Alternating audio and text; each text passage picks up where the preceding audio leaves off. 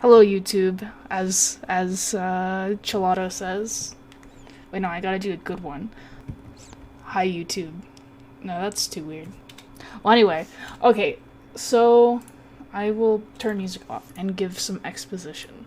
So this was at the Denver Chess Club.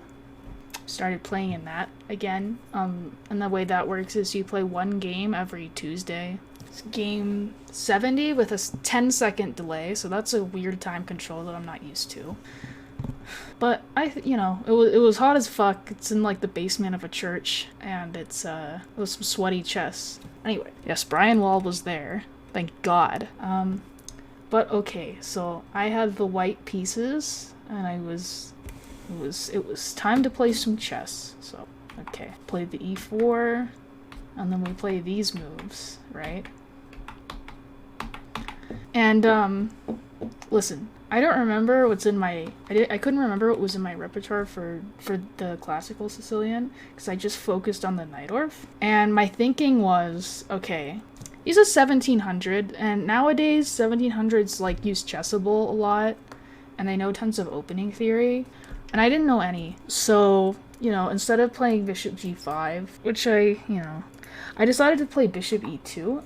And I think that was a good decision on my part, because he said that, yeah, he doesn't know what to do against this move. And I know absolutely nothing here, because, up until recently, I was playing this move.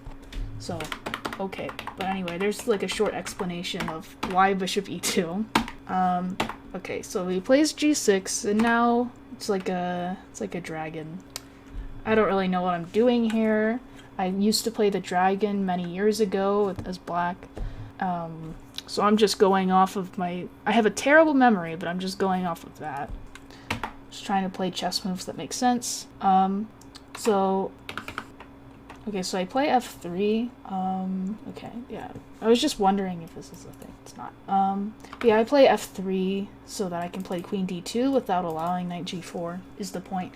Also, maybe preparing an attack at some point. It's just kind of what you do. Yeah, and then he plays bishop d7, which was a very good sign, because why? Like, that's not where your bishop typically will go, right? Especially because of something he did later on.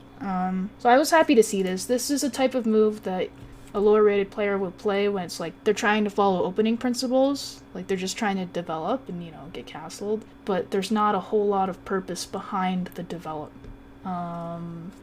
Okay, so I'm already slightly better, or just better, maybe even.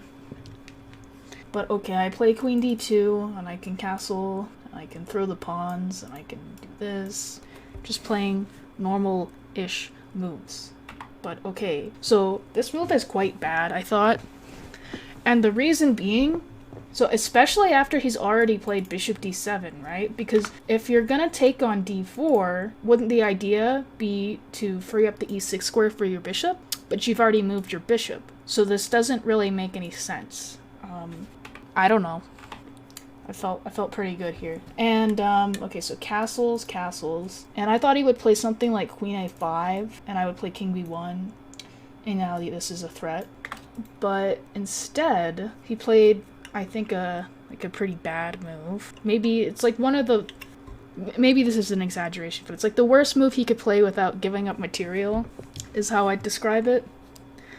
He played a6, which is just super slow. I mean, I thought for a little while here, and I was briefly just like thinking about this other position that's similar to this, but not exactly the same, that I had remembered, where the two moves would be like e5 or queen a5, and I was like, okay, what do these two moves have in common that this move doesn't? And I was like, maybe I should play e5, and I considered this for a few minutes, but he has this move, so it's not really anything. I decided the reason a6 was really bad, besides my intuition, was because it's slow, and I can just push the h-pawn, and his attack is not going to happen, because a6 is just not necessary. So, okay, I play h4, b5, and I played h5, and just keep pushing the pawns. This move is fine.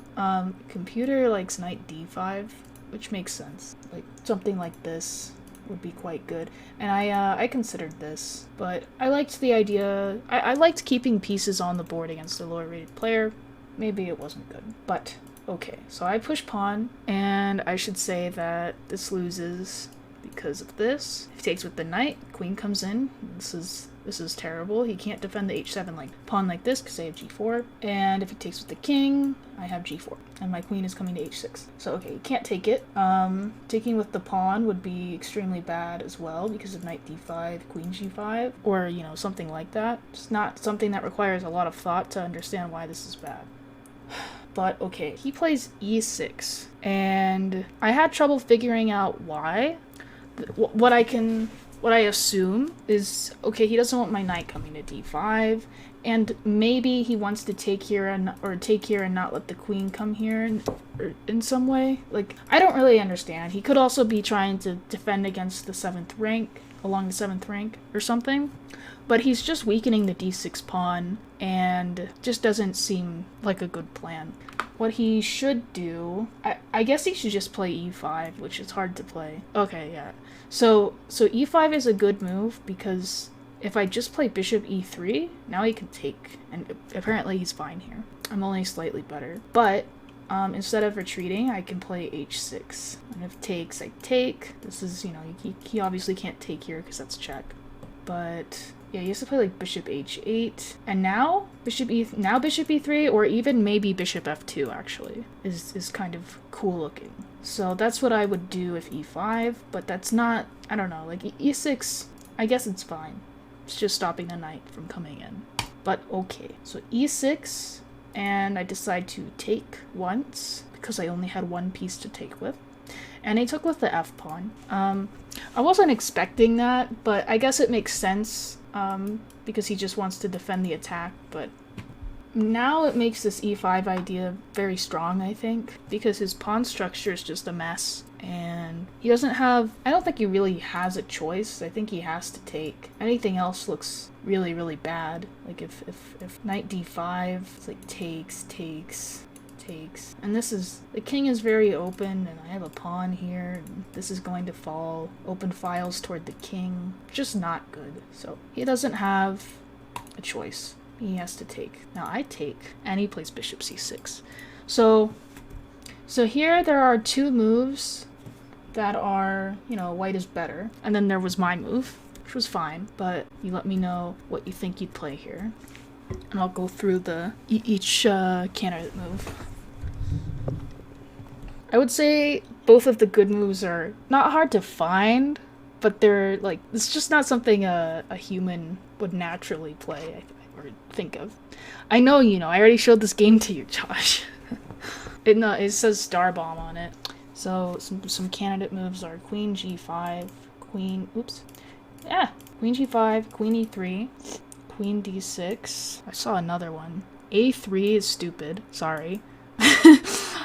Okay, so one of those moves is correct, and one of those is the one I played, and you still haven't found the other good move. Well, a3 just doesn't make sense.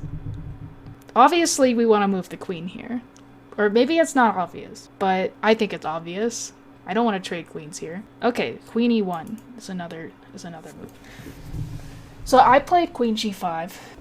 I'm still like +1. The best move is queen d6. It's just, it's strange, but it makes a lot of sense. Black will either take or play queen e8 to defend the bishop and the pawn. Not sure what's better, but we'll try this. And the two moves the computer is thinking about are both like, what? Okay, so this is the first, okay, finally it's saying a move that makes sense. At first it was saying king b1 or bishop d3. Rook h to e1 makes more sense. But yeah, this is just very computer move. The second best move is queen e1 to reroute the queen. And then we're attacking the queen, we have an open file, and yeah, it makes a lot of sense. But I didn't consider this retreating move or this move where I stop halfway between trading queens. I just played this move. And the problem with this move is that now when knight d5, my queen is attacked, and he can actually force a queen trade now with here, and queen f6. And it's not necessarily a good thing, that he's forcing the queen trade. Like, that's not gonna improve his position by a whole lot, but, and, you know, I can't just move my queen anywhere because then queen f4. So I have to take rook takes knight e4.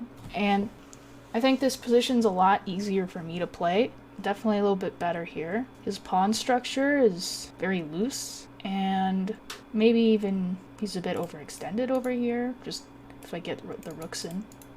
But, okay, this move is, you know, pretty much forced. And now his rook is tied to this pawn and this pawn. So I'd like to just pile up pressure on all of his weak pawns until he collapses. My bishop sucks for the moment, but I mean, it's just gonna go to d3, maybe to e4, and it's helping with the pressure. What I don't want to let happen is a knight to f4. That's what I don't want. So, played rook h4. I should be putting the rooks in the center, apparently, which makes sense, but the fact that I had this open h-file, I felt like I should use it. I mean, I have it, why am I not using it? I thought this would be like a lot of pressure, and hard to defend. That was my logic. He plays knight e3, which I didn't anticipate, which is bad. Yeah, so it's just attacking my pawn and my rook. Rook d6 is losing because of this, I should say. If I play this move, I mean, it's fine, but I think he just plays h5. I have g4 coming in, so I don't know. It says equal, but I don't know. I like it. I guess I don't have g4 because of this. Oh, okay. And if take, then it's just trading stuff. I think I would be better here, slightly better at least, because of my activity and the weak pawns. Although this pawn will probably fall at some point, but okay. I just decided the best move here is actually to play, well, I'll let chat guess. What would you play here? So yeah, so I played rook g1. That's not the best move. It's fine. It's very passive, and you know, rook 4 h1. I don't know about that one. h2. I assume rook h2. It just hangs a rook. Rook d3. Yeah, rook d3 is correct. And the point is the knight is trapped. We took away its escape square with this move. So he wouldn't take on g2. He would play this move, and then it would be like this. But I want to double my rooks. So I don't know how much better this would be than what I played. Seems about the same to me. But okay, I defend my pawn, and he attacks my rook. And it seems like he's made some progress, and I have made negative progress. Knight is on a square. I don't know if I would call it better or worse than where it was before. It's a good knight, is the point. Now this file is open for black to use, possibly. But it's equal. So now he plays h6, which was, I guess, his point. After knight e4, now it makes sense. It would only make sense to take, because now this knight is going to be very good, but at first it may seem as though you're just losing a pawn, but knight d4 is a move. My bishop is being touched in a way I do not like, and then black might even have a slight edge here because of this powerful knight. My bishop is just like a very tall pawn, so this is what he should definitely go for, although I know it's difficult to give up your bishop like that. But if you think of it in terms in what my best piece is and what your worst piece is, it makes a lot of sense. But he just played king g7 now, and problem with this is now I can play bishop d3, and this isn't a problem anymore because he's not giving me an isolated pawn. He's putting my bishop in the center and activating it, so that's not a problem. I think around 15 minutes with a 10-second delay here, and he has... Now I have like 20 minutes and he has around 15, something like that here. So knight f2 is just like a regrouping move and a maneuvering move. What I'd like to do is play knight g4, maybe let him think I'm going to take here and take his pawn. But also, I want to put the knight on the e5 square. That's my main goal. I mean, I'm going to tickle him a little bit with some pressure, put pressure on his pawns, but mostly I want the e5 square. So I like knight f2. He's just kind of shuffling his pieces around, feels like. Doesn't have a plan of any kind, seems like. But now knight g4 is even stronger with the bishop attacking this pawn, because after h5, knight e5, I am attacking the bishop and I am attacking the pawn, and if he doesn't want to lose the pawn, he has to play bishop e8, which is so painful. I mean, it's just absolutely dominated by the knight, and it's trapped in by its own pawns, it's just a really disgusting position. And if you compare this to the position I had a few moves ago, I've made a lot of progress, and I am in the driver's seat once again. So now I have this g4 move, and I'm just breaking everything open. He takes, which is not that great. But the move he should play is just so unnatural that, like, I don't blame him. Like, I didn't look at it for a second. He should play king f6 here. So the king is an attacking piece. Or he's playing king of the hill. I don't know. But yeah, this is apparently what he should do. Maybe f4. That's so weird. It's saying rook c... Wait, no. Okay, rook c7. I don't know. Like, I don't really understand why the computer likes king f6. But I guess it's much better than just taking the pawn. It's just a bad position. I'm very close to winning now. So okay. Here, again, we have decisions to make about how to capture that pawn, or if we're, gonna do something else. But I did have a moderate think here about how I wanted to recapture. Initially, when I played g4, my plan was to play rook g4, but after some thought, played something else. But what do we think the best move is? I actually did consider knight g6 Pavlovich, but the problem is after takes, he just has knight f5, and I can't win this piece. I don't think. Well, also my pawns, or my rook's hanging. That's the bigger problem. Yeah. Takes, check. I don't know. It's weird. I guess he has a very good pawn now. It's like, why am I letting him do that?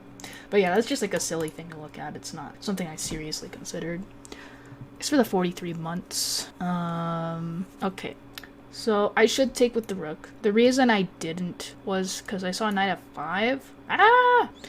And I was like, what do I do now? Because I can't double my rooks over here. I can't double my rooks over here. And I'm very single-minded in my plans.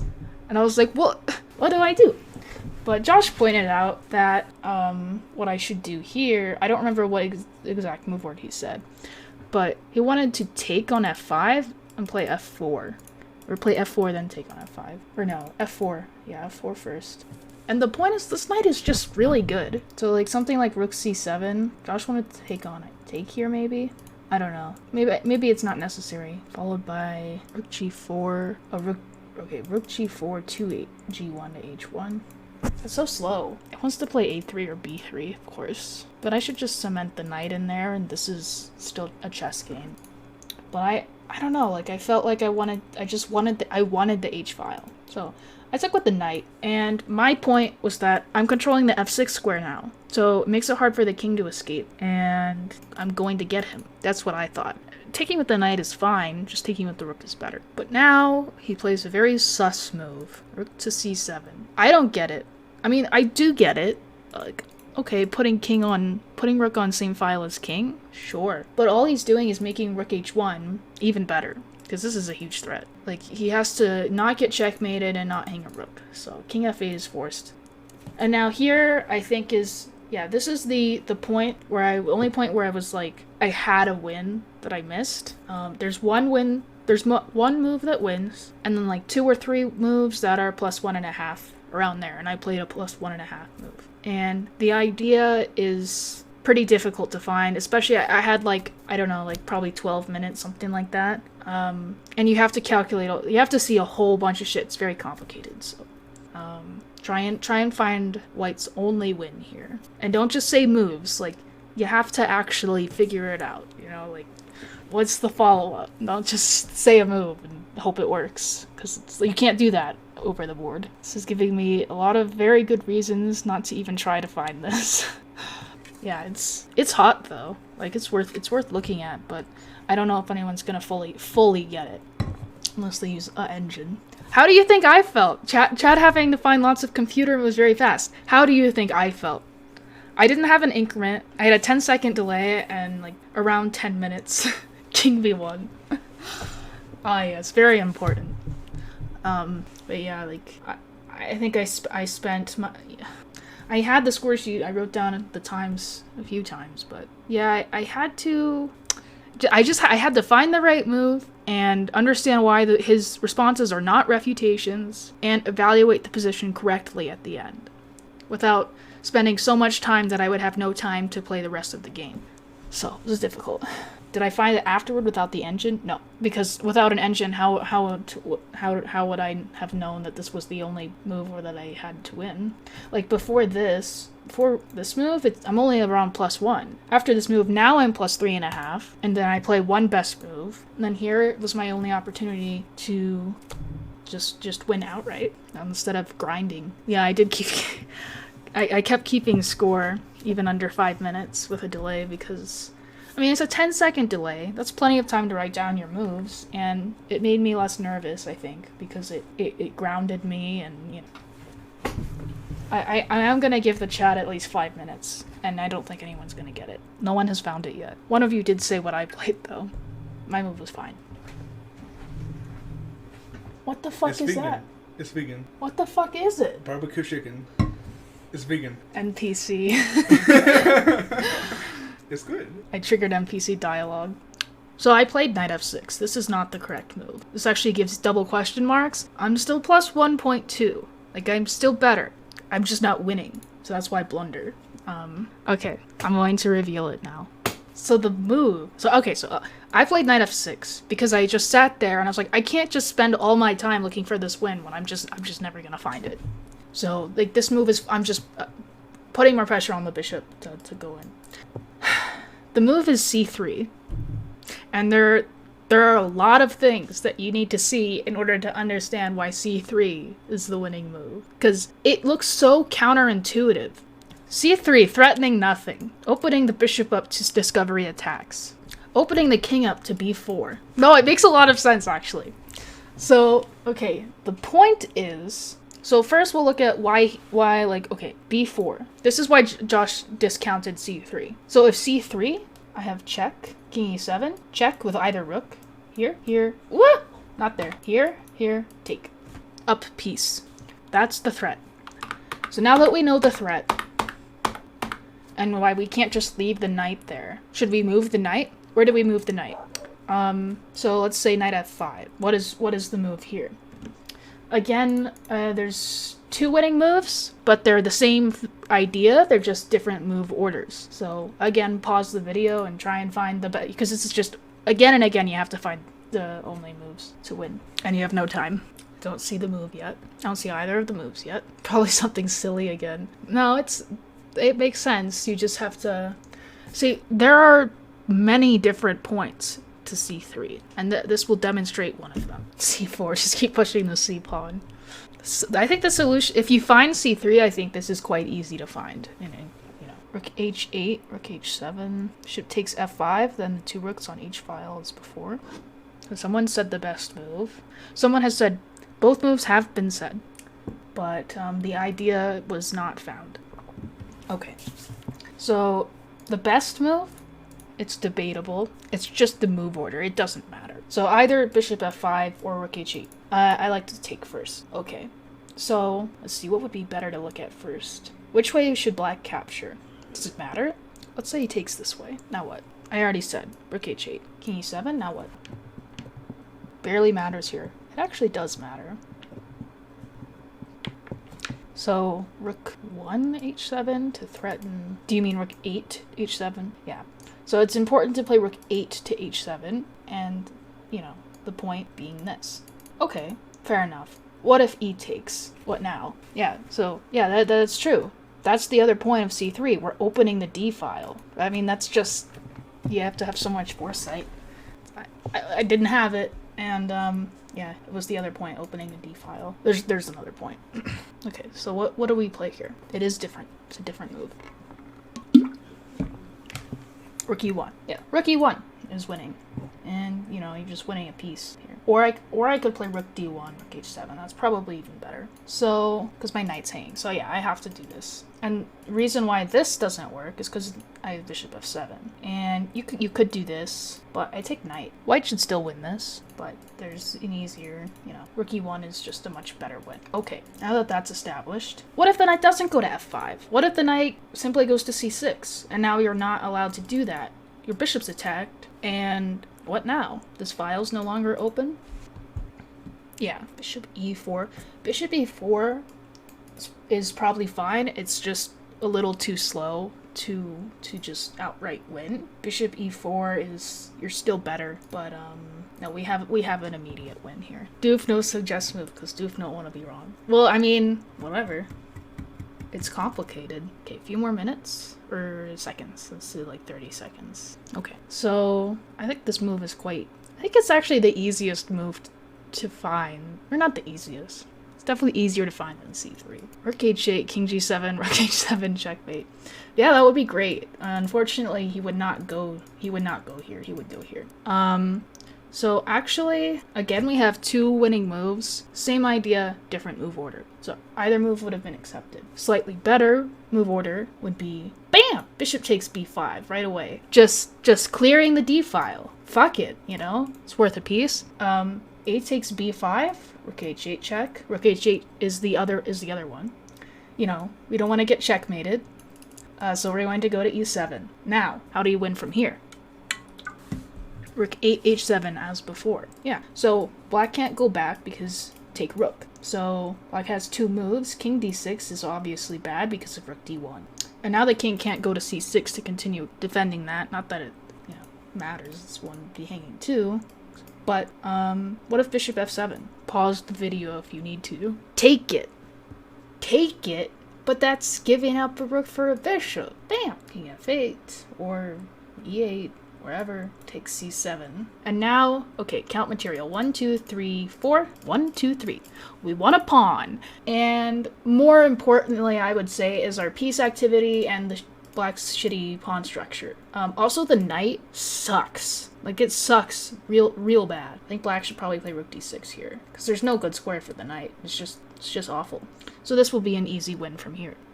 Anyway, I didn't see any of that. I didn't see c3. That was just way above my head. The c3 is just not a natural move. It's not something I considered. Okay, my fault. But, you know, then you're just sitting there and you're looking for a win and there is none because c3 is the only win.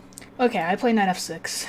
I don't know. Put pressure on bishop. Rook g7. And now, again, rook g7's not good, so again I should be winning here. What do you play here? Yeah, I played the human move like an asshole. How's anyone meant to see that? You're not meant to. It's just how chess works. It's big. You find c3 because you need to get your knight to a1. Dennis, c3 is the best move. Again. Okay. But, so I played rook h8, which is just kind of agreeing to trade everything and winning the endgame. But c3 is a very good move to include. I'm going to have to do this, but it doesn't ever hurt to just kick the knight back and not have it be attacking this pawn at the end of everything. So, yeah, it's just a better version of what I did, basically. This is what should have happened. And now the pawn's not attacked. But I have no time, under 5 minutes. No increment. So I just played rook h8 because I was frustrated that I didn't find a win because it's like, I know I was winning, I just have no idea how. But I have to just relax and just, you know, keep playing the game. The game's not over because I couldn't find the win. It's fine. Okay, so I had to include this bishop e4 move because my pawn was hanging in this line. So I'm down a tempo, basically, when I could have been up a tempo. Okay, but this looks like this should be a better endgame for me. I don't know if I can... It's technically a win, but under time pressure against a lower rated player, I think I win this 100% of the time. So king d6, a8, attack pawn. Pawn cannot be defended. Rook f7. Apparently b4 is the best move. I don't... maybe we're preventing c3 again, or I don't know. But he plays rook f7. I take king e5. And now, what would you play here? So I'm winning here, and I think I only have one winning move. Yeah, I have one winning move, and otherwise I'll just be better, and I'll probably still win. So black's threatening to take on f3, and it's not easy to defend that. Only winning move? It's gotta be c3. I played rook d6, and the winning move is c3, once again. And the point is that knight f3, bishop g6. But I need to go back to this in a second, because it's hard to understand why it's so good unless you understand why rook b6 is so bad. Rook b6 isn't bad, it's equal. Well, it's bad that I played it. but I'm not losing. Okay, so I play rook b6. So he needs to play g5 and not allow me to take this pawn ever. He doesn't do that. So here I'm actually completely winning. I have 4 minutes, I think. I spent 2 minutes here, and I found the best move, but I couldn't calculate till the end, and I thought there was risk of me losing if I didn't figure it out completely. So I played a slightly inferior move that I knew wouldn't lose. Because I just didn't want to spend any more time when I knew I didn't have an increment. And this will make c3 make more sense. So Dennis, take g6, rook g7. What do you do now? Yeah, and I saw rook g7 and I was like, there's no fucking way that this is working. But I didn't have enough time to look far enough.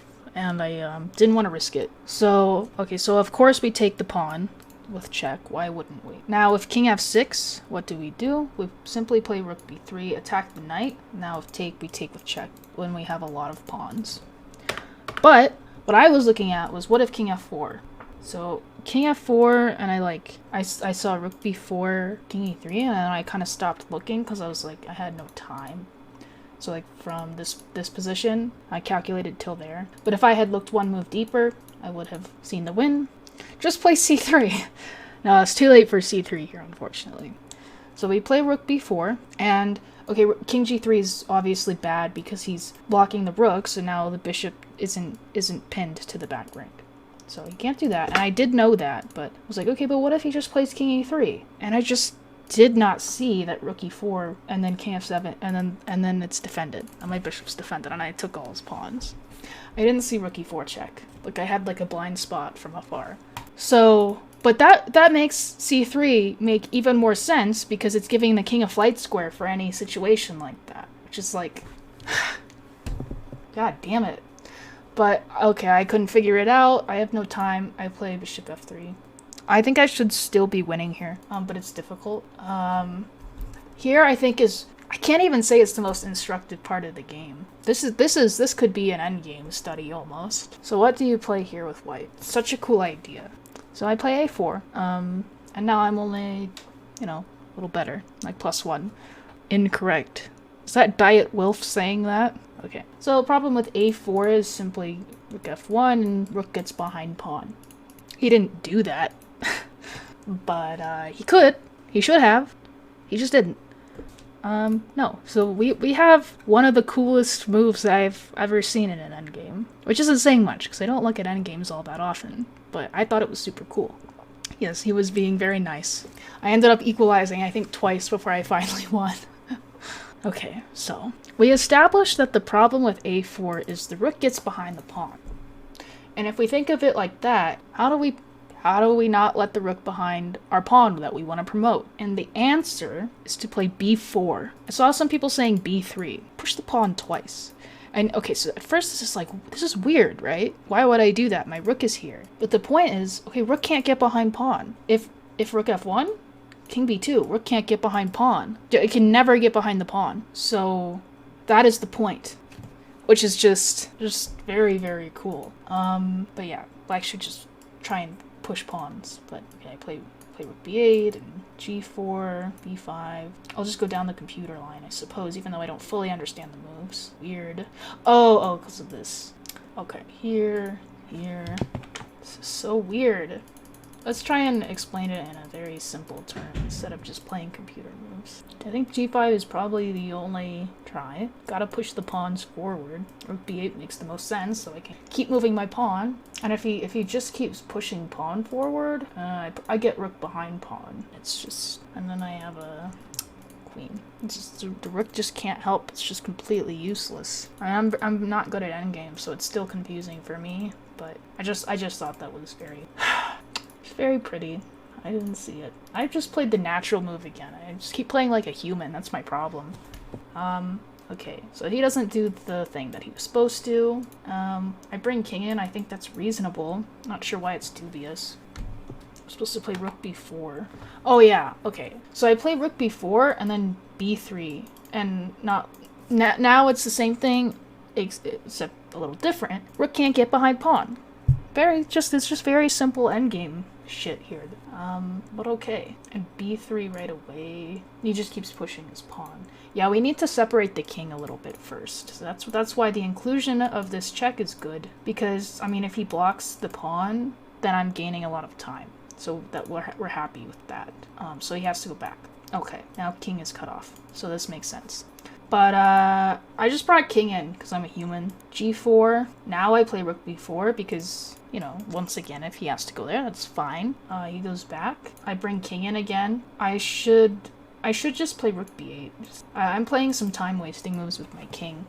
Because king is cut off anyway, so even if it's close, it's not close enough. So I don't know. I just thought it made sense to bring the king into where his pawns were, but no, it's just this move equalizes. But okay, he plays rook f5, gives me more chances. Again, I should play rook b8. Seems obvious now. Okay, I play rook b5. We both have under a minute, and he had a little uh-oh here. He after I played rook b5. He like sighed. He looked upset. He didn't realize e5 was possible. Like, I asked him why he didn't play it after the game, and he was like, what? What are you talking about? So I felt bad.